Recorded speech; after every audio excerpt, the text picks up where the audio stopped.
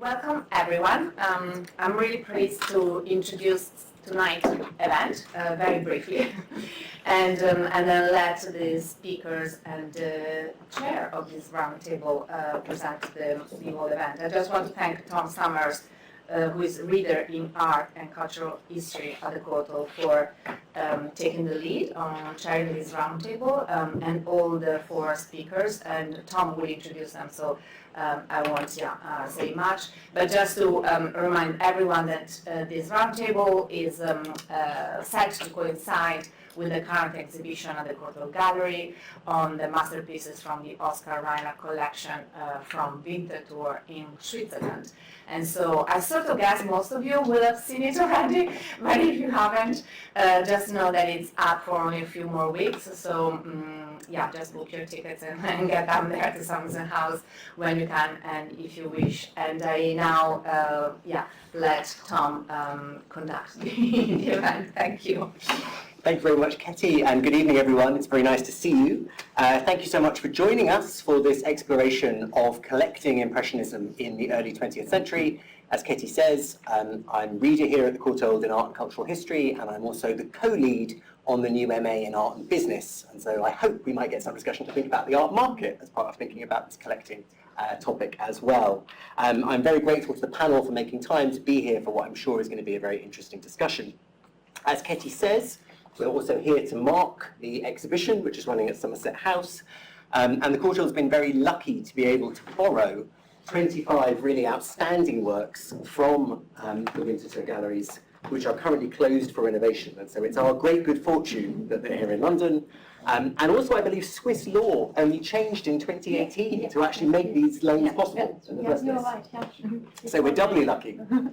And what's, I think, very interesting is obviously the Courtauld is a kind of very good home for this collection because of the sort of stylistic connections between some of the pictures, but also some of the biographical connections between Reinhart and Courtauld that hopefully we will draw out in the discussion.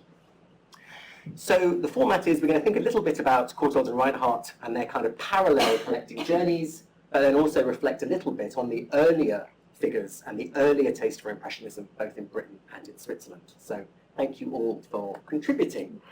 So let me quickly say who our panel are, and this is going to be very brief, very, very brief biography, so we've got more time. So the Deputy Director of the Winterthur Gallery, Katja Baumhoff, is here. She's spending a week with us in London and around the UK, so it's great that you made the journey, thank you. We also have Natalia Murray, who is a colleague here at the Courtauld, and is the lecturer in modern art and curating. Natalia, some of you might know, is a specialist in Russian avant-garde and 20th century art, but she's doing something much less avant-garde today. She's talking about late Victorian Britain. So we'll be thinking about the British response to Impressionism. MaryAnne Stevens is an independent art historian and very distinguished curator who curated the After Impressionism show at the National Gallery in 2023, for instance, that some of you will have seen. And finally, Barnaby Wright, who is the deputy head of the Courtauld Gallery and the Daniel Katz curator of 20th century art. So each of them has brought along some pictures to help us think about the collectors and the collections that we'll be discussing. And the idea is that we'll have some discussion within the panel and amongst ourselves before opening up to you for some questions. So I'm going to start, though, with Katja, if I can. And to start us off very broadly, Katja, in what I hope is a conversation, who or what do you think made Oskar Reinhart a collector? You know, what was his path into becoming a collector? Well, I think it was also some parental influence because he really grew up in this artistic, intellectual family. His mother, father, they were head of the merchant firm of Volkert Brothers, and they were dealing with cotton, with tea, and with coffee. And at the same time, his father, Theodor Reinhart, he was an art collector.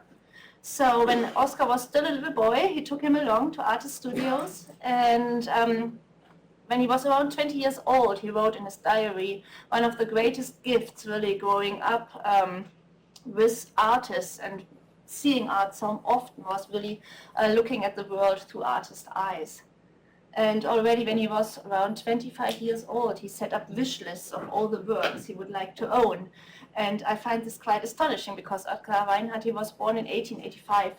So this was around 1900. He set up these lists, and he knew where these works are. And of course, he took up his lists again during his lifetime, and he added his wishes and paintings. But at a time without internet and without email, he knew where are these paintings, where can I get them? And he knew about these paintings. And he never studied art history because he had to work in the merchant's firm, but he didn't like that. He wrote to his parents, I really don't like this job at all. And he spent all his spare times traveling around, visiting museums, visiting other art dealers and other collections. Wasn't his brother Georg also a collector, and he also bought from Römerholz, from what I've read, actually. He was also an enthusiast for Impressionism. And the whole family, it was 5 children, they were all in the arts. And so his brother Werner, he was really into the music. So he brought Stravinsky, for example, to Winterthur. He was very important in establishing a music conservatory in Winterthur. And his brother Hans, he was into theater, and he was also writing poems. And his brother George and he himself, Oskar, they were collecting art. How important do you think prints were as the kind of gateway for him, you know, exploring I the think world they of were collecting? really important for him. And he actually spent time in London. The first time he went to London was in 1907, and the next time was around 1911. And there he always went to the prints room at the British Museum, and he knew that he wants to be a collector, but he didn't have the financial means in the beginning, and so acquiring prints was a way really to start his own collection. Would you describe him as an Anglophile, Katja, or is that too strong? No, I think he was, and he really enjoyed the British gentleman life, and he established a British club in Winterthur, and it still exists. And it's just a couple of years ago that women are allowed in this club, and I was allowed. And so he really adopted this British high society life. He really liked this a lot, and he had his own tennis court, and he did curling, and visited polo games, and. When I was looking over the notes for this evening, I did notice there's this fun letter he writes in 1907. And he writes to his father, "Perhaps you'll be able to understand that having to swallow all this pampered English art, coupled with the deadly one-sidedness of my business training, demands compensation in the form of a few months of intellectual refreshment." And where does he get intellectual refreshment? Berlin. And I suppose I would be interested for you to say a little bit about how his collecting is influenced by what's happening with the German response to Impressionism at this time and the time that he's spending in Berlin. So I think really influential for him was one exhibition in Berlin that was 1906. It's called the Deutsche Jahrhundertausstellung, and it was an exhibition at the National Gallery. It was curated by Hugo von Schudy and Alfred Lichtwag. And Hugo von Schudy, he was a German curator who was very much into French Impressionism. And at the same time, he was battling against the taste of the emperor. And finally, he had to quit his job because the emperor wasn't happy with his curating job any longer. And I think this Deutsche Jahrhundertausstellung in 1906, it just showed the modern art. It showed French Impressionism, but also the German answer to French Impressionism. But it also showed artists like Caspar David Friedrich, for example, that were long forgotten. And then in 1906, suddenly Caspar David Friedrich came back on stage. And this was highly influential for him because when you look at the artists that were shown at this exhibition and at the artists that he finally acquired, I mean, it's almost one-to-one. And it's very interesting because obviously here we're celebrating him as a collector of French art, but the other side of him is as a major collector of 19th century German art. German art, Swiss art, German, Austrian art, yeah. Mm-hmm. And how did he see the relationship between the two? I mean, do you think they were... I think in the beginning he acquired them together. So in 1924, he really quit his job at the merchant firm and he bought the villa am Römerholz. That was the time when he bought this villa, and from then on he was a 200% art collector. And he said, I will never marry, I will never have a family because I don't have time to do that. I just have to concentrate on my collection. And in the beginning he bought French art, but he also bought German art at this time already. And in the 30s he discovered, or he realized, I just have too many paintings to fit them all into my villa. And So I will give the majority of German, Swiss and Austrian art, I will give to the city of Winterthur, and they should be housed in a museum. So he already donated this collection during his lifetime, but he still continued building it up. So still in the 50s he was buying more and more works, for example, Menzel, Wilhelm Leibel, he was buying in the 50s for the collection that wasn't his own any longer.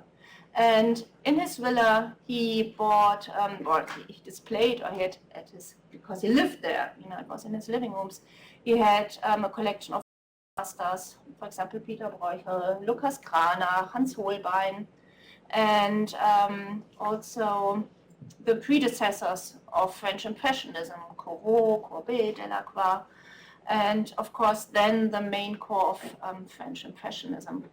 And it was quite early, it was already 1912 that he bought the first painting by Renoir. And he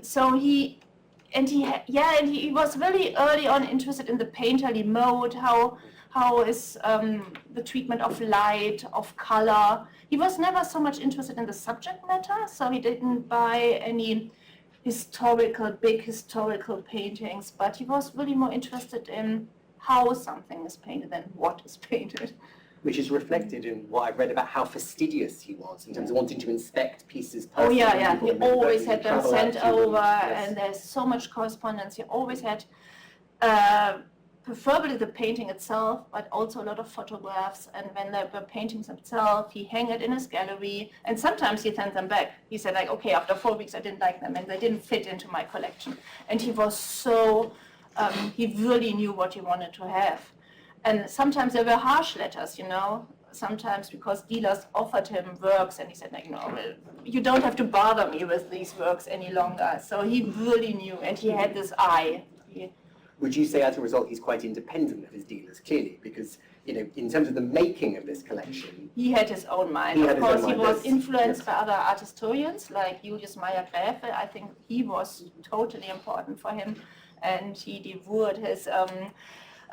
like a Bible, really, like his history of modern art. And so he had his dealers, but he just had a couple of dealers, and This is Karl Montag and... Karl Montag, Fritz Fritz Nathan, Gold, we talked about Adolf Gold yesterday, and but sometimes, again, also these dealers brought him subjects and he said, no, don't bother me with it. Because we have the wonderful slide here, I wondered if you want to say a little bit about the space that's so exceptional here, because, you know, it's often been called a total work of art in terms of this sort of purpose-built, extraordinary space for display. Could you say a little bit about how you... Yeah, well, actually, right here you just see the villa and the galleries behind it. And the villa wasn't actually built for Oskar Reinhart himself, but it was built in 1915. And he bought the villa in 1924. And once he moved in, he immediately decided, okay, but I need my own gallery rooms, and they were added by the same architect. And the gallery rooms, of course, were really just made for displaying art.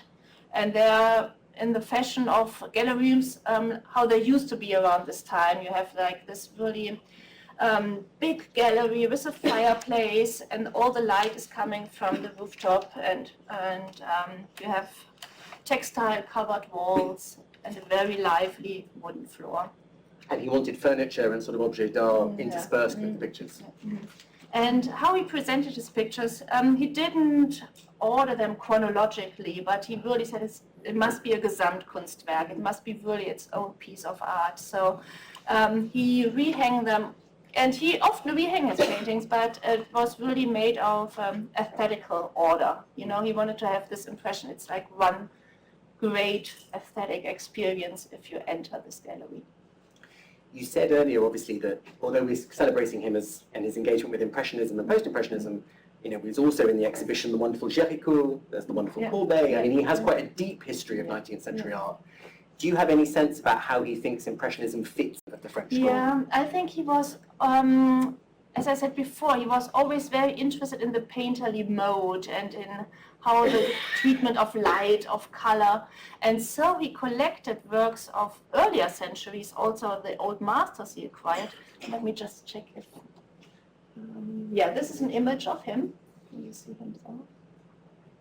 And here, for example, it's the Lucas Cranach, also, I think, a pivotal work. And here you already see he acquired these old masters also under the guidance, how they already lead so to Impressionism, because Impressionism for him was really the culmination of European art history.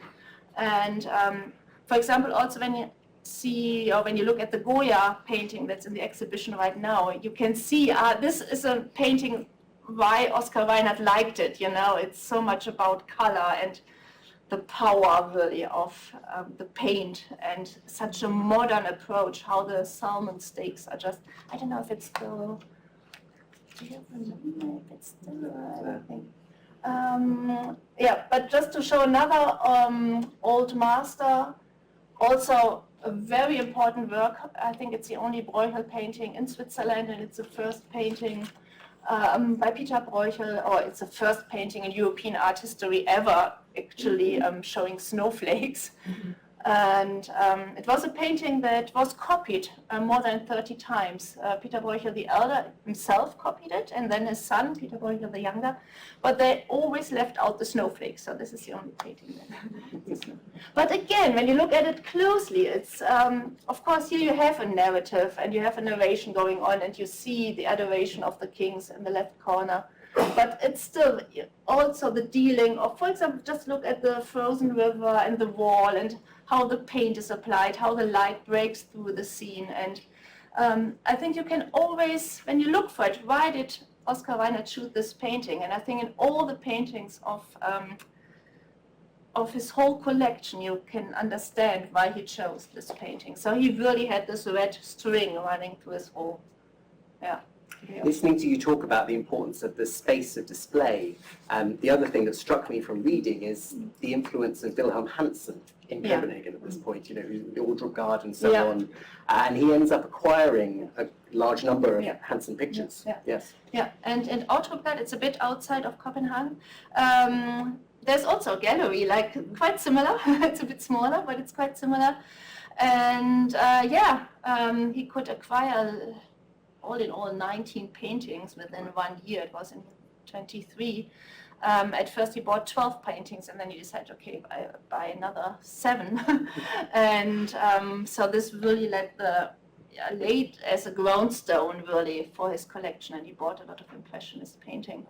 And we just talked about it yesterday in a talk, and because it's like the misfortune of the Hansen family that was a luck for Oskar Reinhart, but it's one of the few collections that could build up a really nice collection afterwards. So if you go to Ordrupgarde now, it's quite astonishing. And just imagine these 19 paintings that are now in the Oskar Reinhart collection. Even he had to sell even more, of course. What a great collection that would have been. We were lucky. There were some Ordrupgarde loans at the Royal Academy a few years ago. So yes, we got to explore the collection. Yeah. A final question, Katja, before we think about other collecting in Switzerland. At what point did Reinhart know that he wanted the collection to be public? Oh, quite early on. Yeah, quite early on, because already in the 30s, when he decided, okay, I will give part of my collection already to the city. So he always knew that, he really wants to give it to the public. And I think, well, more than 10 years before his death, he already set up his testament. He made all the regulations already with the federal state of Switzerland. And he said, okay, the German, the Swiss, and the Austrian art goes to the city, but the other collection, my collection at my heart, it shall go to the federal state of Switzerland. But while he was alive, it was Thursday afternoons only, I read, by appointment. Yeah, you could always come. And it was quite funny because we still have his old library, and there's like a little peephole in the blinds, and so he sometimes looked who would be coming. And there's also this anecdote, sometimes then he opened the door and he was dressed as a butler. And he said, Oskar Reinhart, he's not home, but I will show you around. And then he was listening what the people were saying about his collection. That's wonderful, Katja. Thank you. Can I ask MaryAnne, do you want to, I mean, if we could quite nicely pass the torch, unless are there more slides to show? Yeah, I think they are. I just rush through them, but I don't want to, it's just to show a bit further of the painting that aren't within the exhibition. So it's a really nice angle painting.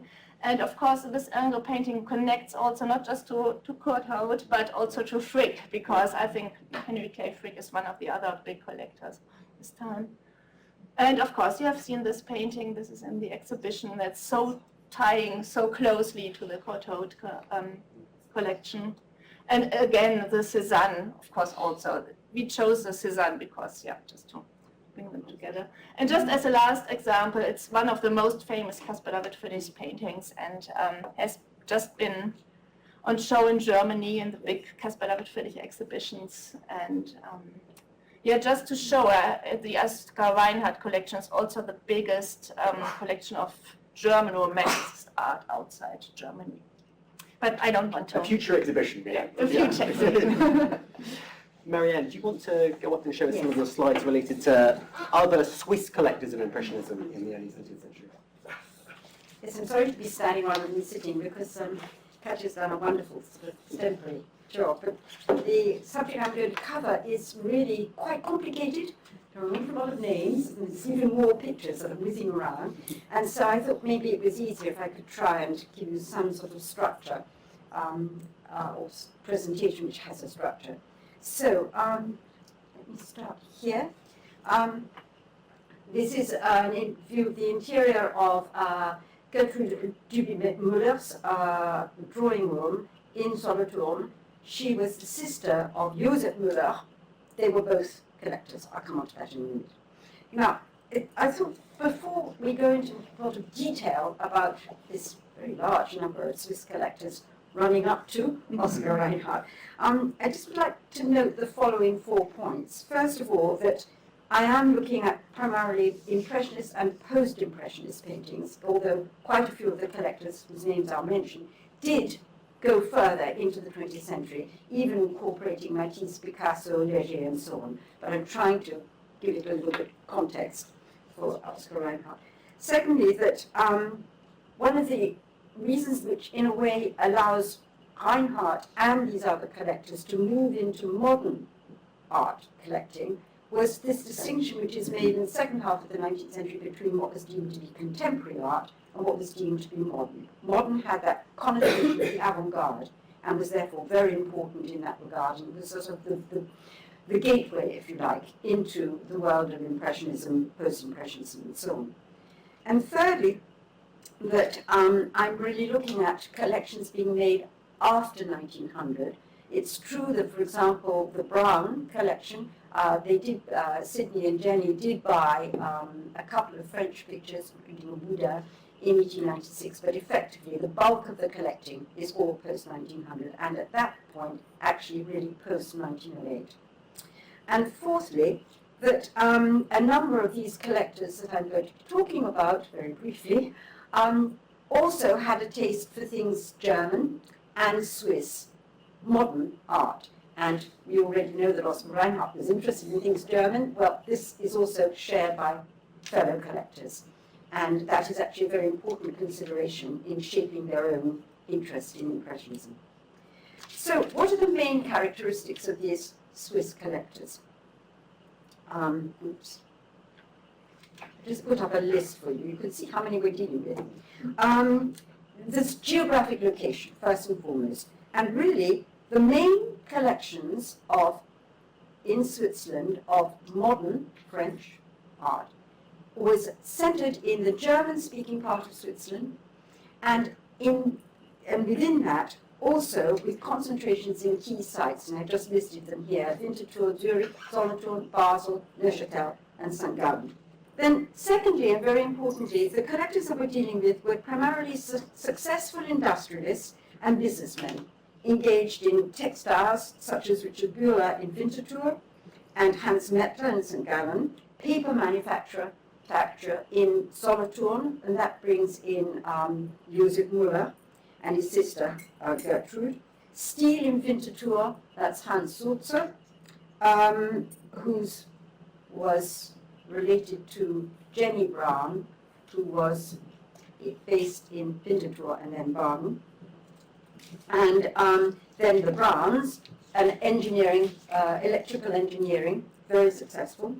Then there was the international trade in cotton and coffee and tea and so on, which we mentioned, in relation to the Reinhart family, the Volkart company, which diversified into global shipping and insurance, which is actually important, and I think that's the reason for Hansen coming in. Anyway, and there was one major exception, and that was an ophthalmologist, Dr. Arthur Handloser, also in Winterthur, who put together a really remarkable collection. I'll talk a little bit about that later. Together with his wife, very influential in terms of shaping taste in Winterthur, Hedy. Now, financial success certainly made collecting possible, and a taste for collecting modern French art was stimulated and, I think, developed through a number of different channels. First of all, there's the association of potential collectors with Swiss avant-garde artists who could mediate between the collectors and the art. Oh yes, I just put this up. This is an indication of the success that these collectors experienced in their business world, and also therefore led to their architectural aspiration. You've seen Oskar Reinhart's villa, and this is the Villa Tosetogo in Winterthur, which was made for Georg, and which is still in the family. It's still in the family, Yes. yeah. And I remember visiting it when it was very private, but that's rather It is, it still yes. is. And anyway, that's another story. So the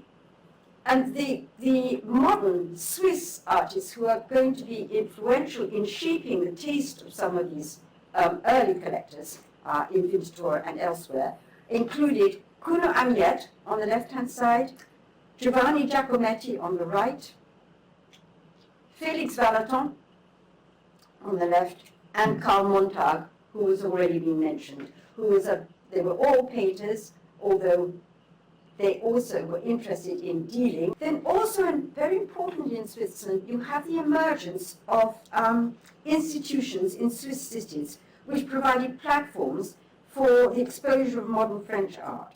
Now, these included emergent museums like the Kunstmuseum in Winterthur, whose new building was opened in 1916, organizations for temporary exhibitions, for example, the Kunsthalle Basel, the Künstlerhaus Zürich.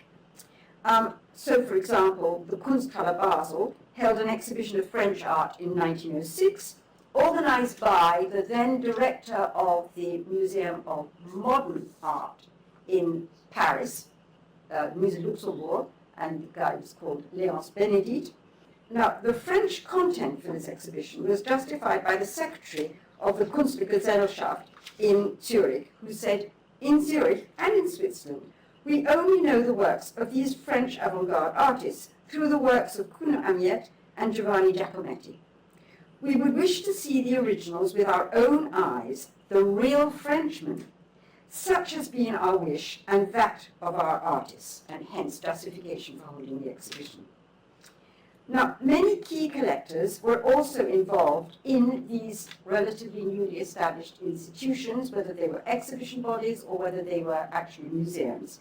And I just put up here an example. This is the board of the Kunstverein Winterthur, which was actually founded as early as 1848, but it sort of experienced a kind of putsch, I suppose, amongst the board in 1907, and a group of younger, very successful Winterthur businessmen who had already expressed interest in modern art, but at this stage mostly German and Swiss rather than French, came together, entered the board, and became really the drivers behind not only putting on important exhibitions of French art, often lent from private collections only, or virtually entirely, in Winterthur, or otherwise were behind, for example, making certain that Winterthur got a beautiful new museum, which was opened in 1916, which only 25% of its funding came from the canton and the city, and the remaining 75% had to come from these individuals. So it gives you a sense of really the wealth that was spinning around and the commitment. So that's that. Then also, I think very importantly, and we've already heard about Carl Montag, we find that these Swiss modern artists, such as advised key collectors. So, for example, Sidney and Jenny Brown were advised by Carl Montal, who also advised Oskar Reinhart. Felix Vallotton advised Arthur and Hedy Handloser, they also were very active collectors of his work. He had been a member of the Nabi, that's the second generation of French symbolist or non-naturalist artists, working in the 1890s in Paris and numbered amongst others Bonnard, Vuillard, Roussel, Maurice Denis, and so on. And then Kuno Amiet, who amongst others advised Gertrude Duby Miller. So, for example, we have Richard Mutter's History of Modern Painting, which was published in 1893, obviously in German, and then Julius Mayrhofer, which has already been referred to, his publication of 1904. Both recognize Impressionism and, for Mayrhofer, also Post-Impressionism as the logical combination of the development of Western art, and thus confirmed an understanding of and legitimizing a taste for the art amongst potential and actual collectors. Then another factor, there's a lot of them, was the increasing availability of French modern art in Switzerland. Now the main sources, apart from direct travel to Paris and Berlin to buy from leading dealers of Impressionism and Post-Impressionism, for example, Durand-Well, Ambroise Vollard, and Bernheim Jeune in Paris, and Kazira and Gerlit in Berlin, was initially off the walls of the temporary exhibitions mounted in Switzerland of French art. Zurich, for example, in 1908, had an exhibition of French art, which was organized by the German dealer and collector resident in Paris, Wilhelm Uller, who secured loans from Bernheim Jeune and Durand-Well to deliver an exhibition of over 100 Impressionist and Post-Impressionist works. And by 1911, the Kunstverein Winterthur exhibition, Art from Winterthur Private Collectors, was held in part to demonstrate the depth and quality of recent Winterthur collections, but also, since the exhibition was enriched by loans from Paris dealers, including works by Renoir, Bonnard, Marquet, and Mongain, it was to demonstrate both the enthusiasm that Winterthur collectors had in modern art and to encourage the more faint-hearted to embark on more adventurous collecting, since many of the works in these exhibitions were for sale. So, for example, out of this 1911 exhibition, some 50 works were purchased and went into private hands. So that's really important. This also happened, I should say, with the Künstlerhaus exhibition in Zurich of 1908, where 3 Van Gogh paintings were sold, one to Richard Kissling in Zurich, one to Fritz Meyer-Fürth, and one to Hans Schuler. And shortly thereafter, Josef Müller, the paper manufacturer from Solothurn, bought his first Van Gogh, which was a picture of the asylum.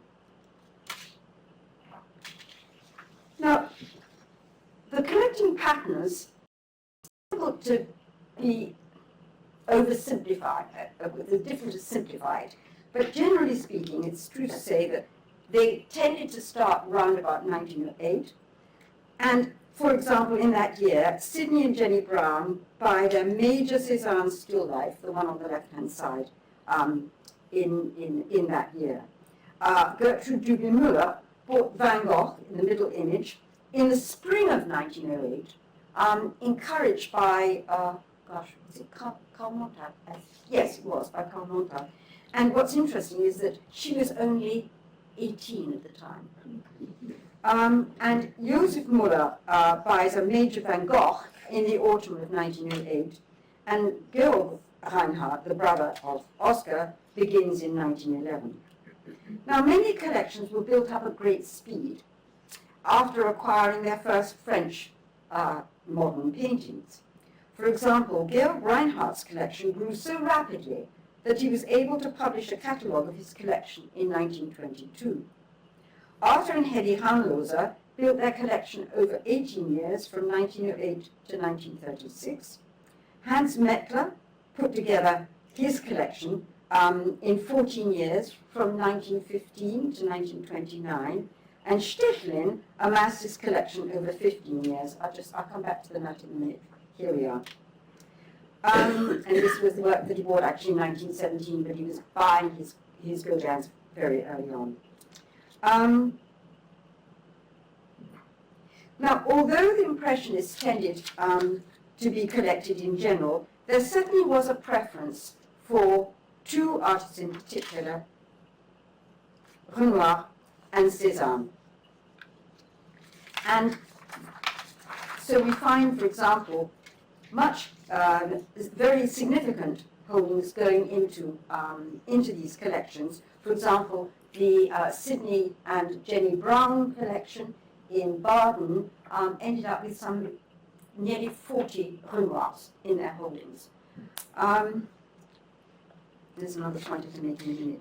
Now, just important to say, I've been talking really only about German-speaking Switzerland. And the question is, why not the French-speaking part, Suisse romande? Well, the answer is it happened much later, and amongst other things, what you didn't have was concentration of new wealth, industrial wealth, business wealth, so that there wasn't a lot of surplus income to be able to spend on putting together collections. Secondly, didn't seem to have these institutions like temporary exhibition spaces, temporary exhibition themselves being possible to be held in Suisse romande. And thirdly, there wasn't a gallery structure. In fact, there were the first major gallery to be opened in Suisse romande was in Lausanne in 1913, when Paul Velleton, who was the brother of Félix Velleton, had a link with Bernheim Jeune through Félix Velleton's marriage to Bernheim Jeune, to Bernheim family. And it was only really in the 1920s when the Gallery Moos, MOOS, established itself with an interest in French art, and that really is in the 1920s. So I think what I'm saying is that there are 2 points possibly to make. One is that there was this incredible speed of acquisition. Secondly, that it was covered a very significant number of collectors. Thirdly, that these collectors often had family connections. They were either brother and sister, or they were cousin, or they were in-laws, or whatever. So you passed your taste around and shared your taste within the family kind of network, if you like. And I think the other possibly important point to make is just how public-spirited these collectors were. They lent very willingly to exhibitions. They purchased willingly.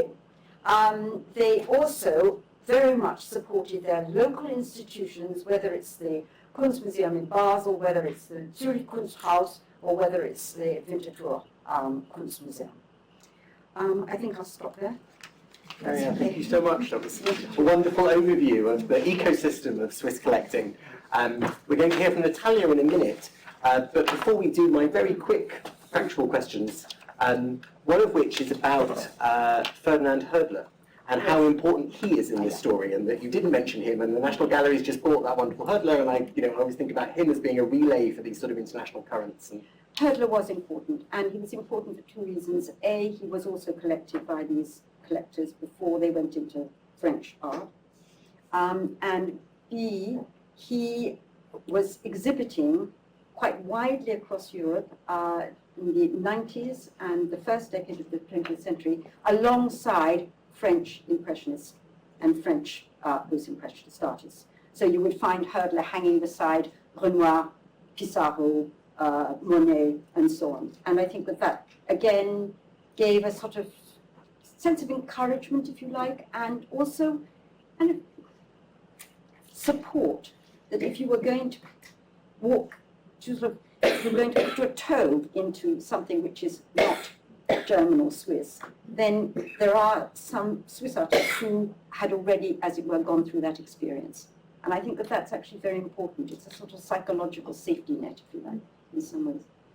it's partly because she's such a sympathetic figure, but Hedy Handloser was briefly, flagged up in this.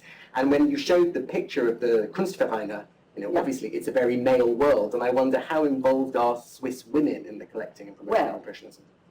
In that picture which I showed you of the Kunstverein, the worthy men, or great collectors, you'll notice that Arthur Handloser, who's sitting on the right-hand side, his wedding ring is very prominently shown. It's lit very well, it's been suggested that that's a way of allowing Hedy to have a presence on the Kunstverein, because she actually was a major force in encouraging, for example, the building of the museum. And apart from obviously collecting very extensively herself, she had trained as an artist, so she came with an artistic background.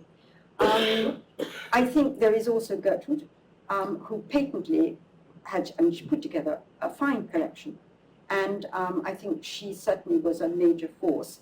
Jenny Brown, the other side of Sidney Brown, was also taking, I think there were joint decisions which they made, their correspondence seems to suggest that.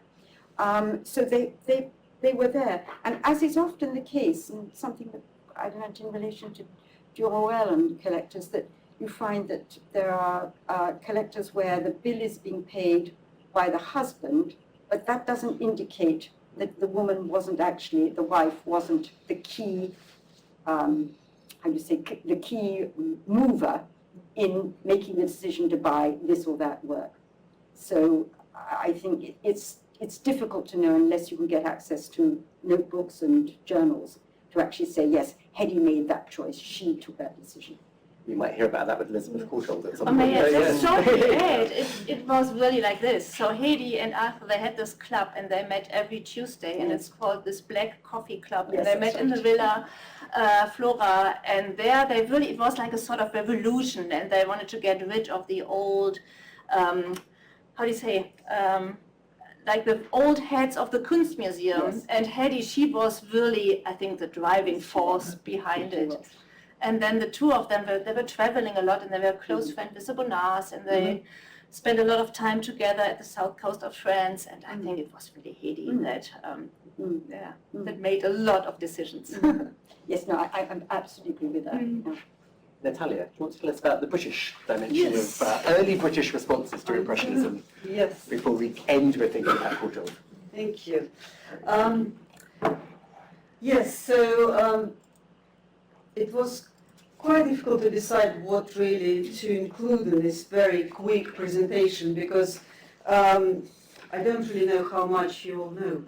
So I decided to mention a little bit of everything, but to set the scene, I just wanted to talk about the taste for French Impressionism in 19th century Britain, and about 19th century influences.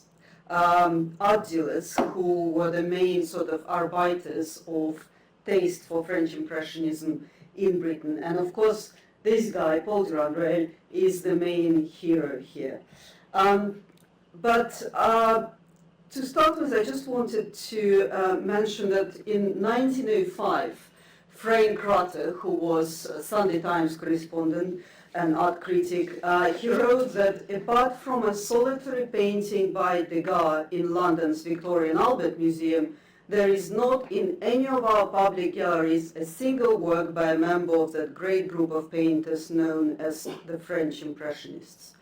So 30 years after Impressionism had launched in Paris, British art establishment was still not quite ready to receive it. And the art dealer who was responsible for promotion of modern art in 19th century Britain was Ernest Gambart. He actually came in 1840 from Belgium, and he opened in London one of the first commercial galleries, the French Gallery. He opened it in 1850s. And his gallery was really one of the main establishments in Britain that sold French art. But the artist whom he promoted the most was, for example, Rosa Bonheur. And he never touched French Impressionists. So even though he was famous for promoting French art, but it was different kind of French art. So the question to ask here is, why did British collectors and public find Impressionist art so difficult?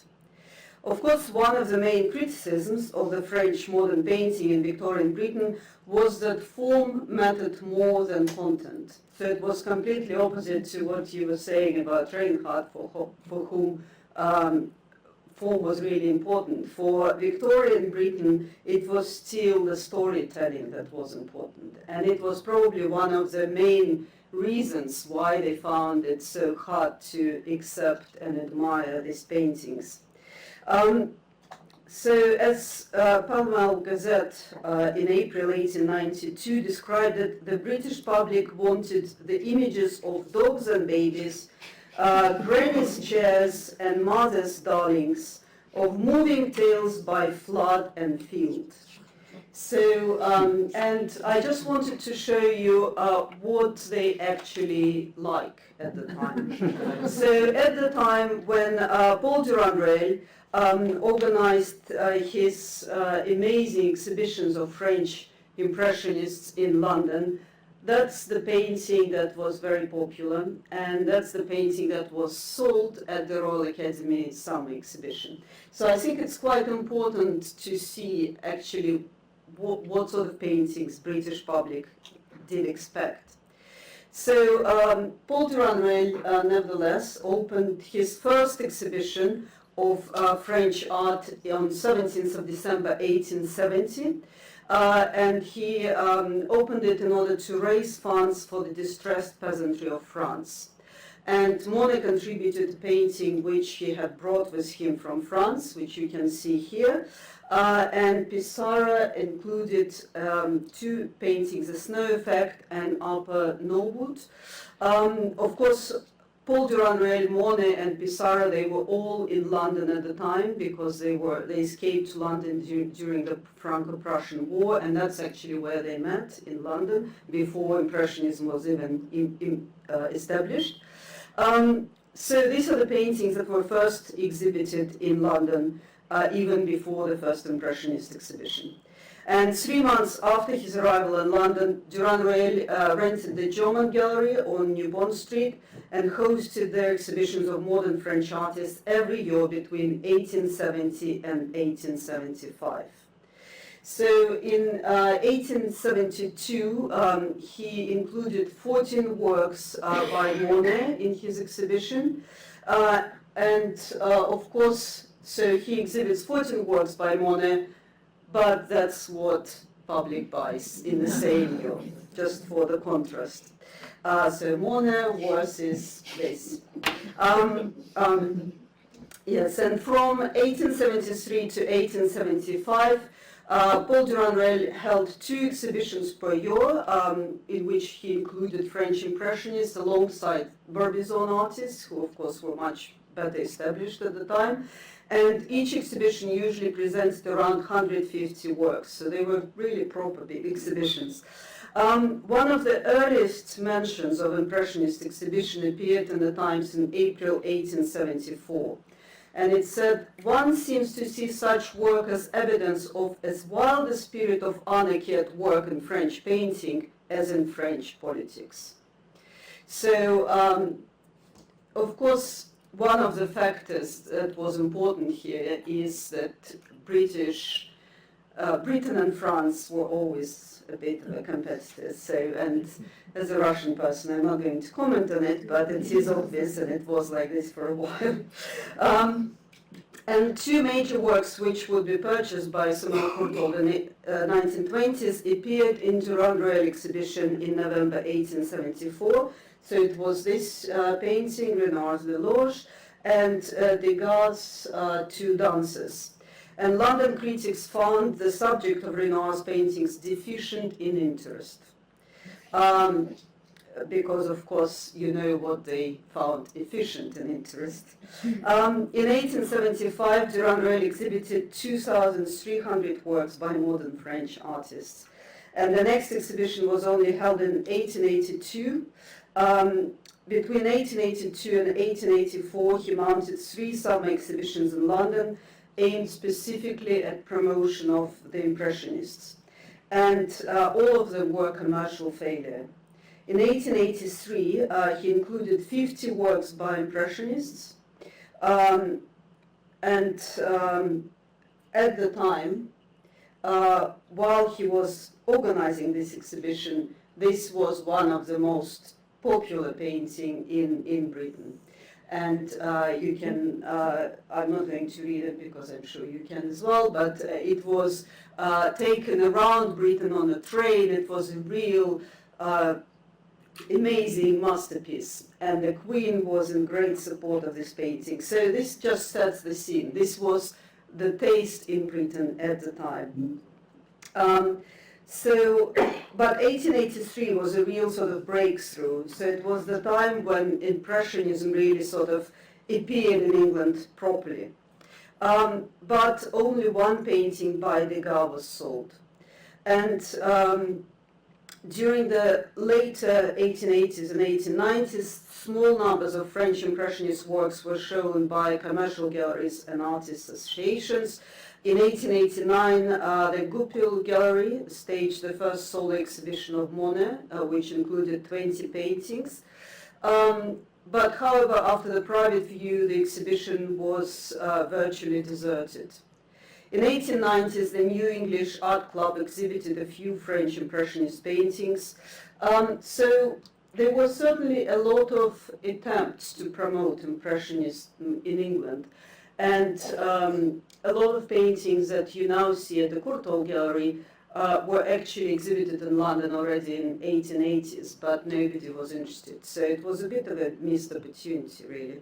And I didn't want to call it sort of the story of missed opportunities, but it's very tempting. And displays of Impressionist works were not just confined to London, of course.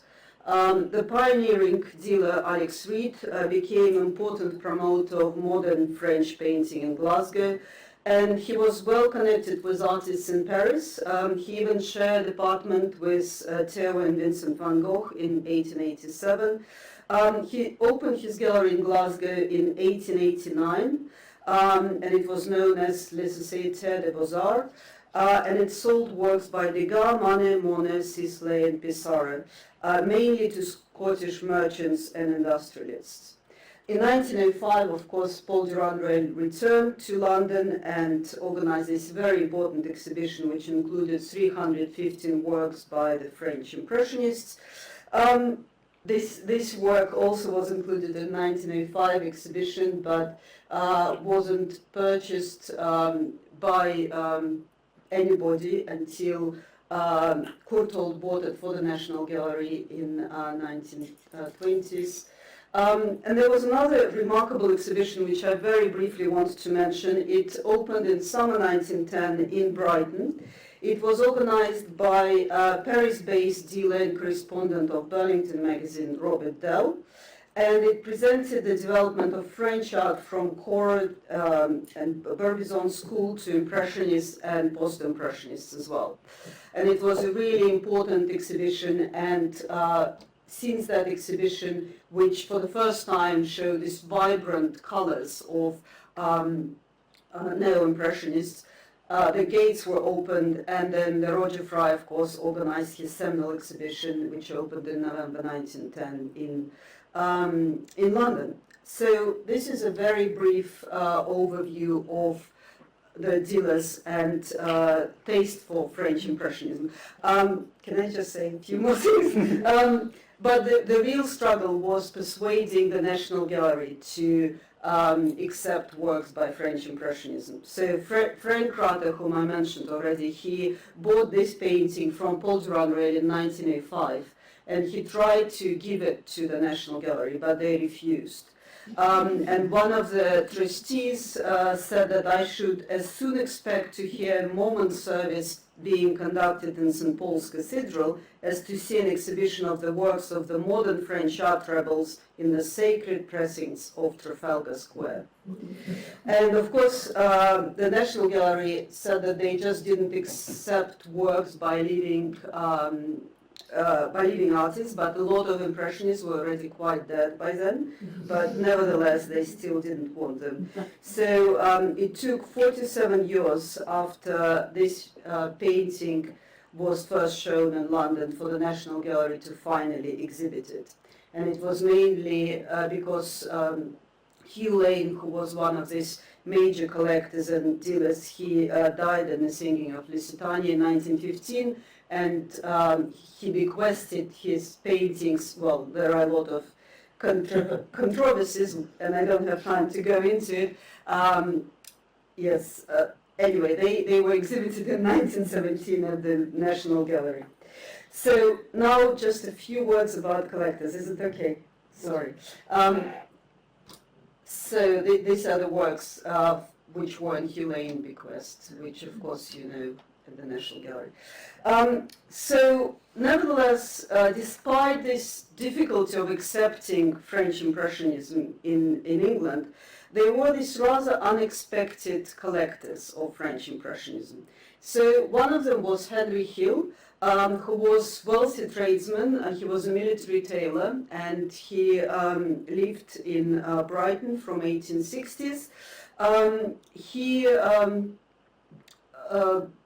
wasn't an artist or art historian. Nevertheless, he had this taste for especially Degas.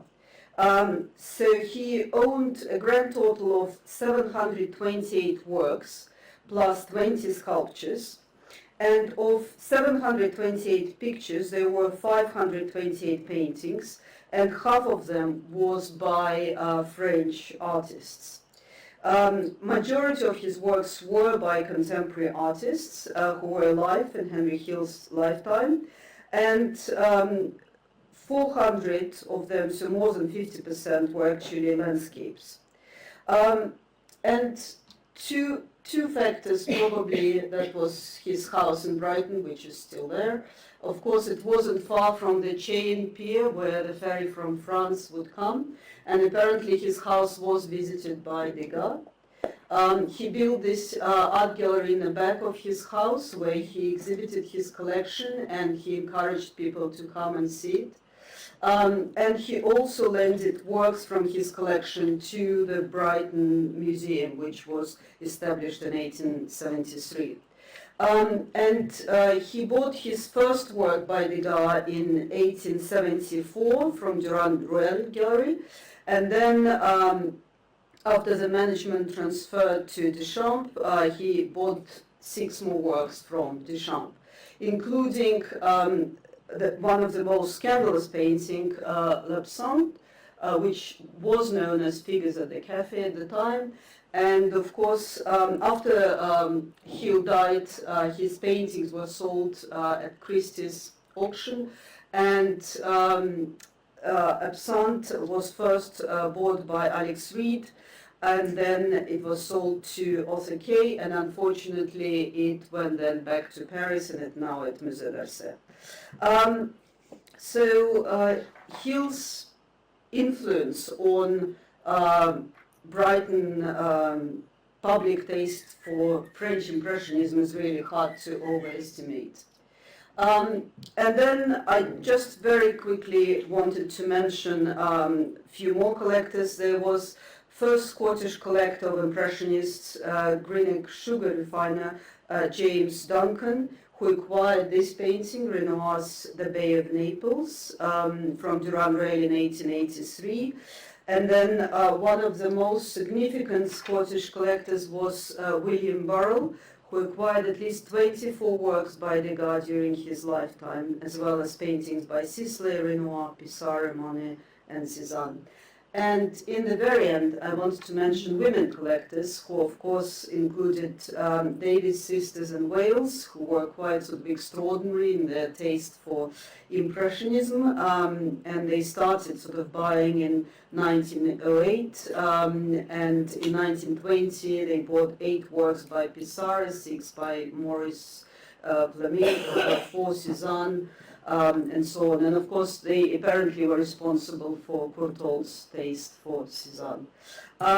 In anticipation of Tom's question about women collectors, I also wanted to mention this extraordinary woman, Mary Hunter, who was a famous society hostess and Sargent's devoted friend and confidant in London. She was married to Charles Hunter, who was Northumbrian coal owner, and she befriended Monet in London and invited him and his wife Alice to Venice to stay in her Gothic palazzo for 2 weeks in October 1908. And as a result, Monet produced this dazzling series of atmospheric symbolic evocations of Venice. So she certainly not only collected works by Impressionists, but also was responsible for emergence of these important works. And the last one, which of course is immediately linked to Reinhardt, was Elizabeth Workman, who bought this painting from Alex London Gallery in 1923, and then she sold it in 1923, and it turned in Reinhardt collection. So I think I should probably stop here. Thank you very much. Thank you. Well, it was very nice because you made the link with Reinhardt obviously at the end, but also the Hugh Lane exhibition is obviously one of the turning points for Samuel Courtauld's development in terms of the discovery of Impressionism as well. So in our final little bit of conversation before we have a few quick questions, you get the pleasure, Barney, of coming at the end of this wonderful kind of cultural environment that's been mapped. I wondered, do you want to say a little bit about how you see Courtauld fitting into some of these trends, or either sort of similarities and differences you see with Reinhardt, or kind of how he grows out of this bigger, kind of very slow process of acceptance of Impressionism in Britain in the early 20th century? Yeah, I mean, it's really interesting following what's been said, because various aspects of the Swiss situation have a lot of parallels with Courtauld and the context of his collecting, or rather the motivations for his collecting. And I think one of the things about doing the exhibition with colleagues at the Reinhardt collection is just how those similarities in taste and indeed in specific pictures that one to another pair so well with what Courtauld bought, whether it be Manet's Au Café or the Toulouse-Lautrec painting, or the Cézannes, sort of fit together like jigsaw pieces in a sense. So that is extremely interesting, and also, just like Reinhardt, how from sort of the get-go of Courtauld's collecting, which begins really at the beginning of the 1920s, that idea that collecting was ultimately for a public purpose was absolutely enshrined in what Courtauld was doing in the 1920s, and you know, the idea that what he was doing had a really significant kind of societal or social ramification and purpose was really critical for Courtauld. But then interestingly here, Natalia and that backstory of the very slow burn of Impressionism from the 1870s right up to Courtauld's collecting in the 20s. Because in a sense, what Courtauld did was to build on those missed opportunities, slow starts, those remarkable pioneering collectors like Henry Hill, but really do something very dramatic as an intervention in public taste in this country. And so he starts really, well, and like some of those Swiss collectors, his money came from textiles. So the Courtauld family firm that he was born into was one of this country's largest textile firms, and Courtauld, who became the chairman of that firm at the beginning of the 1920s, really oversaw its international development and huge increase in wealth. That allowed him the resources at the beginning of the 1920s to start buying modern French pictures, having sort of developed a taste for art, initially in Florence and Rome with Renaissance and Old Master paintings, and suddenly realizing that what was going on in the poor old Royal Academy in London was pretty lifeless by comparison, but then gradually realizing that something rather remarkable had happened in France in the 1870s and 80s. And that Hugh Lane exhibition was really pivotal, which he saw in 1917 at the National Gallery. He then saw that painting that Natalia showed by Cézanne, the landscape, which belonged to the Davis sisters, which was on display in London in 1922 at the Burlington Fine Arts Club. And that was this sort of extraordinary conversion to the work of Cézanne, which he just found really magnificent and very sort of vital and compelling. So those two experiences were really sort of pivotal for Courtauld. But he also recognized this sort of very odd situation in terms of the national collections, which was that the Hugh Lane collection, which had effectively become the National Galleries, really opened this question of where modern French pictures or modern foreign pictures should be, and really revealed this great gap in a sort of home for foreign art or French art in the UK. We had the British Gallery at Millbank, now Tate Britain, which would accept contemporary or living artists, but only if they're British. We had the National Gallery that weren't accepting living artists. And pressure was really growing, and that led to the development of Modern Foreign Gallery at Millbank, funded by Joseph Devine, which didn't open wasn't completed until 1926. So Courtauld, as he starts buying modern French pictures, realizes that there is this real need and real sort of opportunity to try and resolve what Frank Rutter had identified as being this huge lack, this sort of lacunae for French Impressionism and Post-Impressionism.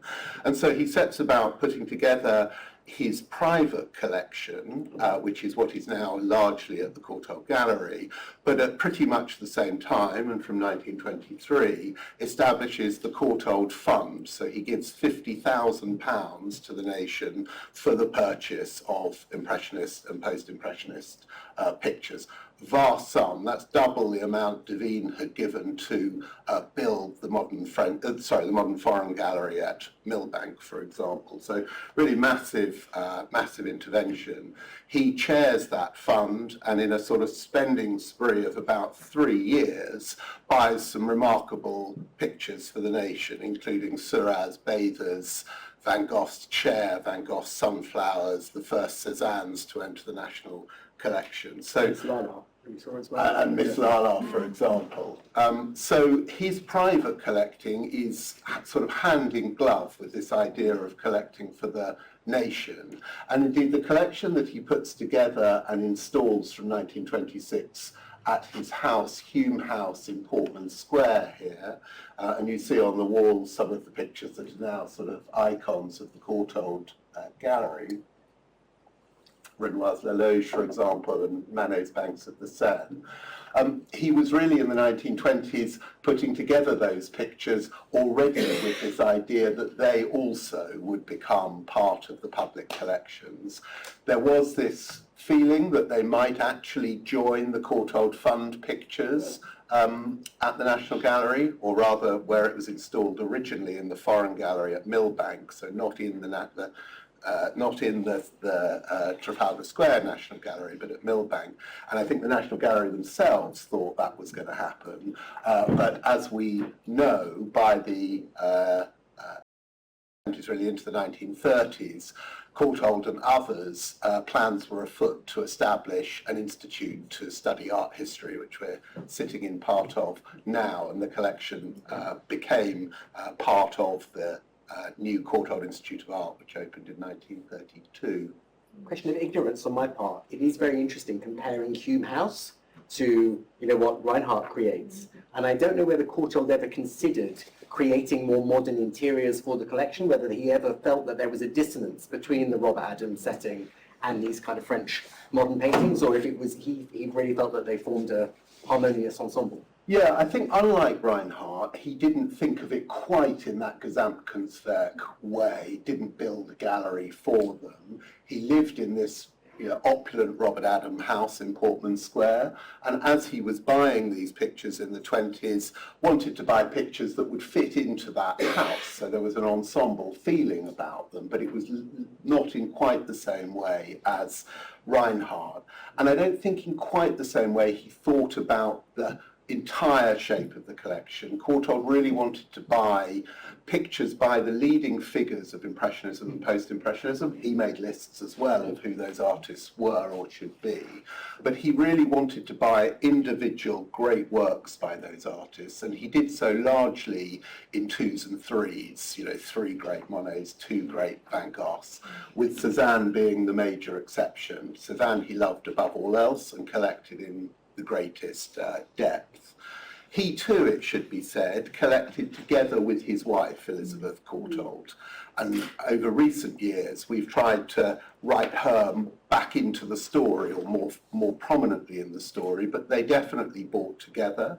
She, in bills of sale and when works are lent to exhibitions during the Courtauld's lifetimes, those pictures that she had identified bear her name as the owner, both on the bill of sale and in the exhibition catalogues that they lent to. So that was clear, and she also was part of the conversation with Courtauld. And exactly like Reinhardt, they loved to buy works that they could have first on consignment and live with for a while and then make those decisions. So the great bar at the Folies Bergère came over to the London docks from Lucerne, was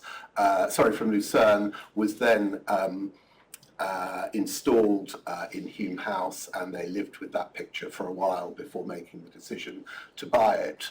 And buying at a very sort of high level, so these were not cheap pictures.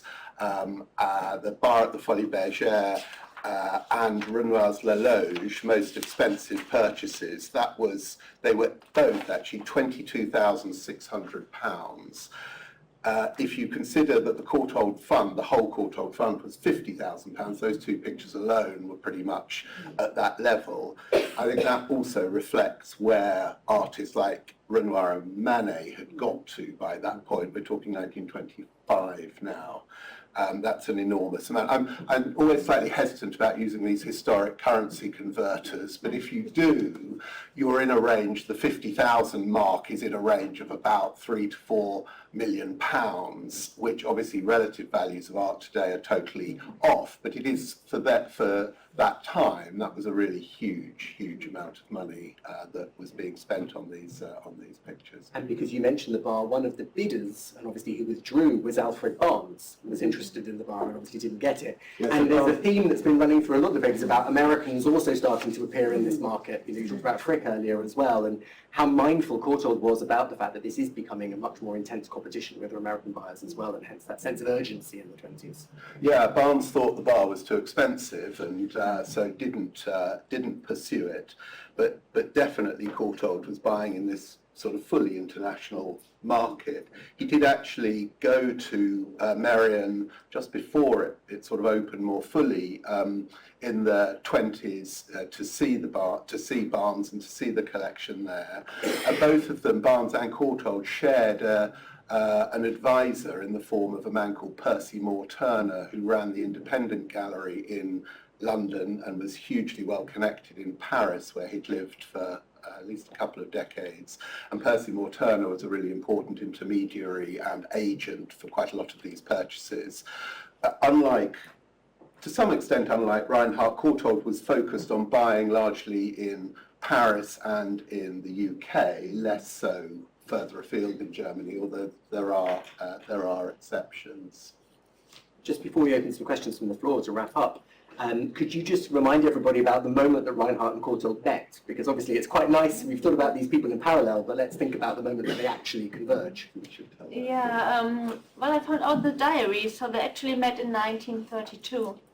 And Oskar Reinhart, he was a prolific diary writer. He really almost every day he noted down what happened this day, but at the same time it was a very dry account. And and I think it's on the 7th of March, I think, both of them met. And Oskar Reinhart went to his place. And and it's quite funny because he describes, I think, just a couple of paintings, and he also, for example, he really adored the Van Gogh painting, the Van Gogh painting with the bandit ear, but he didn't like the Renoir painting of Ambroise Vollard, and he said like it's not the best Renoir. No, he was a little bit rude about that. Yeah, he was a little bit rude about it, and it's quite funny because that's the only painting the Oskar Reinhart collection now just borrowed from the Courtauld. So last year, actually, the Vollard painting came over to the Römerholz villa. And so. But it's interesting, that's 1932, so that's actually just before Courtauld moves out of Hume House and gives the building, or gives the house to the Courtauld. I'll just show you a before and after. So this is Hume House in Courtauld's time in 32. A few months later, the Courtauld have wheeled in their lecture theatre, put me up chairs, slide projector, but still hanging on the walls are Gauguin and that's the Manet Déjeuner on the other side. And in what we'd call the academic office now, the secretarial pool as it was called then, Degas and Cézanne hanging, and I think that's the Van Gogh actually above the fireplace. So, this extraordinary conversion, I think this opulence of Hume House actually does, in a sense, a disservice to the very quite radical ideas that Courtauld had for art in society. And I just wondered if I might finish by reading a very, very brief quote from his friend, the author Charles Morgan, who in 1939, so after Courtauld had died in 47, gave quite a clear account of what Courtauld's sort of social view on art's role in society was. So he says his idea was clear, positive, and passionate. It was this: that human imagination has a tendency to stagnate. This stagnation or freezing up is a kind of spiritual death in people and nations. Art has a power to renew our imaginative life. Courtauld's desire was not to make connoisseurs of the general public, but that each of us should transmute Cézanne or Monet or Renoir into the poetry of his or her private life. So that was the sort of underpinnings that Impressionism, partly because it wasn't freighted with a kind of need for a classical education or even a reading of the Bible, that it was open and in a sense democratic in Courtauld's mind, could have this kind of transformative power in society. And that really was, those beliefs and those ideas were something that grew as Courtauld collected in the 20s and 30s.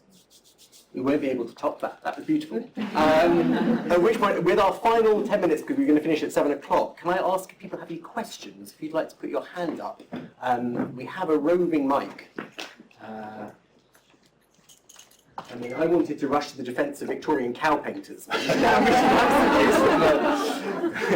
From the auditorium. Yes, hello.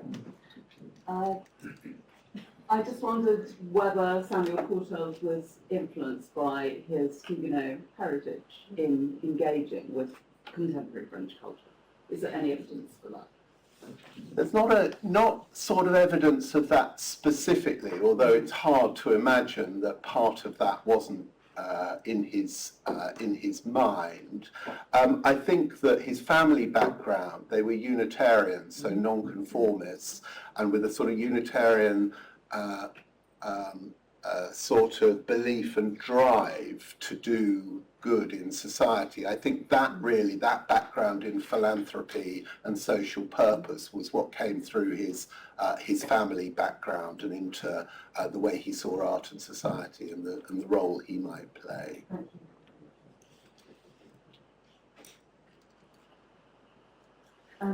Obviously, the Courtauld is a collection of collections. I'm interested in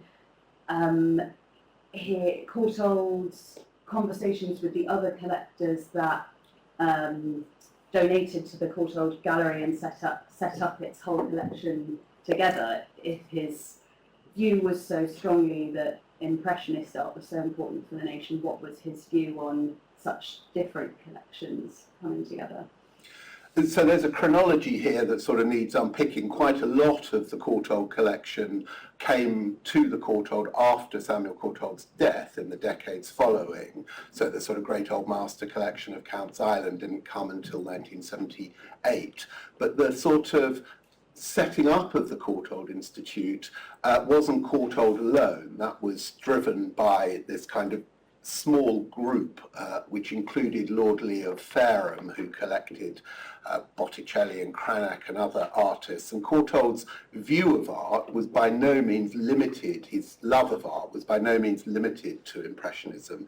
Like Reinhart, he saw this much deeper tradition that he saw as a kind of thread running through art history. And like Reinhart, that modernist turn towards sort of formalism through Meyer Graefer, but also Meyer Graefer then through Roger Fry in this country, that actually the formal qualities of art could link epoch to epoch in a way that national schools might actually put up barriers. That was really important to Courtauld, so he could see those sort of links and chains running through the early collectors who bound together to set up the Courtauld.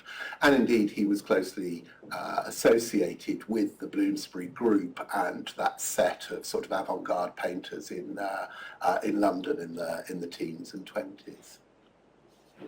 I noticed there was a question there.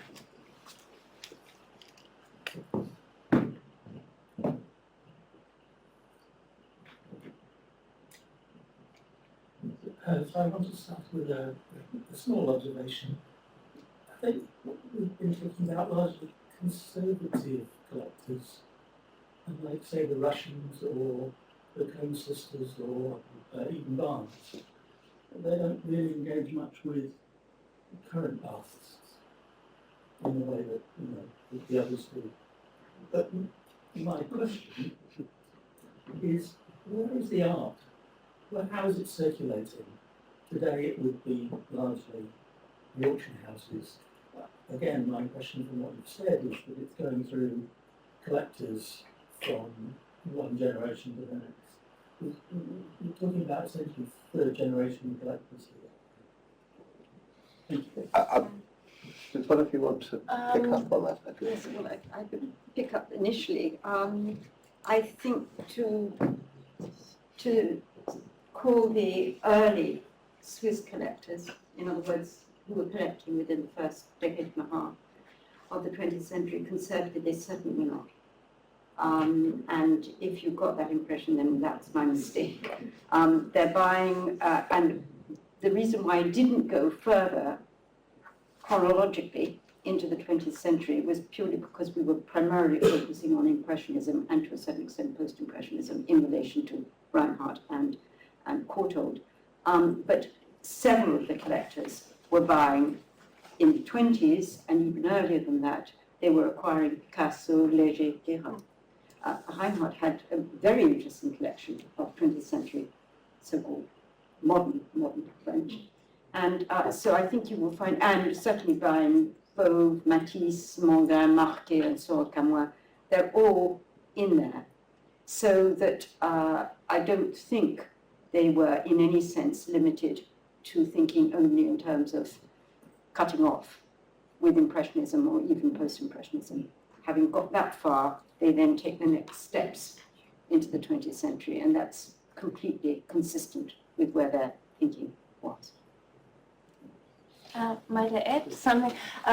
Yeah, I would say like the Hahnlosers, they were really living their own times. It was also a saying of Hedi Hahnloser, and she went to the Paris studios, and she was really close friends with these artists there, with Bonnard, for example, and Valentin, and she was living her own time. But I would agree with you concerning Oskar Reinhart. Yeah, I'm also saying he was quite a conservative collector, and he lived till 1965. But the youngest painting is the Picasso painting, also in the exhibition from 1901. So there are really 64 years missing of art history. And he bought some Mayol sculptures, but this was out of it. And he also supported some contemporary Swiss artists, but these were artists he was friends with. But also with Picasso, it really stopped in 1901, and he wasn't interested in the whole Cubist phase or anything. And the same with other artists. He was like more interested in the early phase, and then it abruptly stops. So yeah, I would agree in some parts, but as you said, like Duby Müller and other art collectors, of course, were really broadened up also too. I'd just say briefly on Courtauld, I mean, somewhat parallel to Reinhart, he also buys a major 1901 Picasso but doesn't go further. But to call him conservative, I think in an era, certainly in this country, where, for example, when for the very first time the Bar at the Folies Bergère and Cézanne's Montagne Saint-Victoire were lent and displayed in the National Gallery in Trafalgar Square. That's 1934. Kenneth Clark is the director, and Clark says to Courtauld, "We must glaze both these paintings because I fear they may be attacked when we hang them on the wall of the National Gallery." So, you know, there is that he's clearly not buying Cubism. He admits that, you know, abstract art, it's not a journey he wants to take, and he wants to sort of concentrate his firepower in this particular sort of massive hole in the national collections. But he is interested in, to some degree, in the art of his own time. He helps and supports, for example, the development of the Contemporary Art Society in London, but it's certainly true it's not the focus of his collecting. Can I just add? Yes, and of course what we considered to be conservative now was by no means conservative at the time. And when Hill, for example, bought Absinthe, Lovers of... I'm not talking about Hill. Yeah. Well, no, but it was quite an extraordinary purchase when nobody really approved of this painting, when sort of Absinthe was considered to be like sort of crack cocaine, and you were not supposed to paint this sort of wise. Another comment I want to make is the second half of your question about the distribution, which of course was mainly run by art dealers. And for example, Paul Durand-Rail was a truly international dealer and champion of Impressionists. And you mentioned Russian collectors, Shukin and Morozov, they were buying from Paul Durand-Rail, and he was also sending works from his gallery to exhibitions in Russia as well. So he was working really internationally and covering huge sort of art market, international art market. Also, it's a very interesting point that Shukin, the Browns, Disney and Jenny Brown, met Shukin in Paris, and it was Shukin who advised them to look carefully at Cézanne, for example, and that may well have been behind the decision to buy that really quite difficult Cézanne still life. It's not a straightforward one in any sense at all, and it's late. Okay. At which point I'm conscious we're probably going to have to draw it to a stop. But we could talk about this all night, easily. So thank you so much to the panel for what's been a fascinating discussion, and also been a bit of a grand tour around some wonderful collections both in Britain and Europe. So thank you all. I also want to thank Katja for helping organise it. I want to help Research Forum for all their work in putting it together. And in closing, please just a reminder, if you haven't seen the exhibition and you'd like to, it's on until the 26th of May, I think, so we've got another couple of weeks or so. And I also want to flag up two events that will be here on related subjects. Next Friday at Research Forum on the 16th, Jean Strauss is going to be here talking about her new book about John Singer Sargent and his relationship with the Vernon family, the great kind of family of London art dealers. So she'll be in conversation with James Macaulay, who wrote House of Fragile Things, some of you might know. So they're going to be talking about Jewishness and the art market and Sargent next Friday. And on the 22nd, so on the Thursday, the week afterwards, Samuel Rayburn from Aberystwyth University is going to be here talking about the Davies sisters. So actually, it's a very nice compliment to what we've heard this evening. So yes, these great pioneering collectors of Impressionism in Wales in the early 20th century. So I hope to see some of you there. Thank you so much for coming tonight.